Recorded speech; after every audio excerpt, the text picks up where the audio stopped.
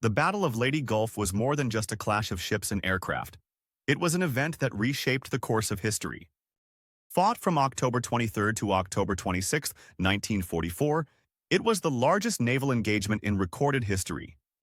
A showdown between the Allied forces, led primarily by the United States, and the Imperial Japanese Navy. By the end of it, the Pacific War would stand on the threshold of final victory for the Allies, though not without unparalleled cost.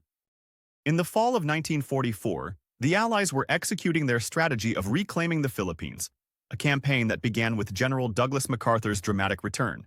The recapture of these islands was key to severing Japan's supply lines and advancing the Allied push toward mainland Japan. But the Japanese High Command had its own plan. It was called the Surigao Operation, a high-stakes gamble intended to destroy the Allied invasion forces and turn the tide of the war.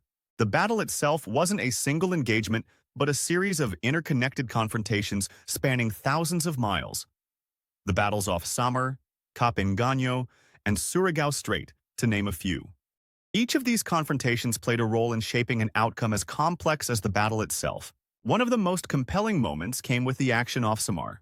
Here, in what seemed like a mismatch destined for disaster, a small group of lightly armed American escort carriers and destroyers, the so-called Taffy 3, stood their ground against a powerful Japanese fleet led by Vice Admiral Takeo Kurita. With audacity and sacrificial bravery, these tin can sailors, as they would come to be known, attacked head-on.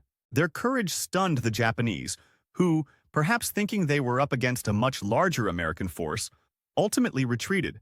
Incredibly, outgunned and outnumbered, this small American flotilla had turned the tide in one of the most dramatic moments of the battle. Meanwhile, at Surigao Strait, the American and Australian battleships, some of them veterans of Pearl Harbor, exacted their revenge on the remnants of the Japanese Southern Force.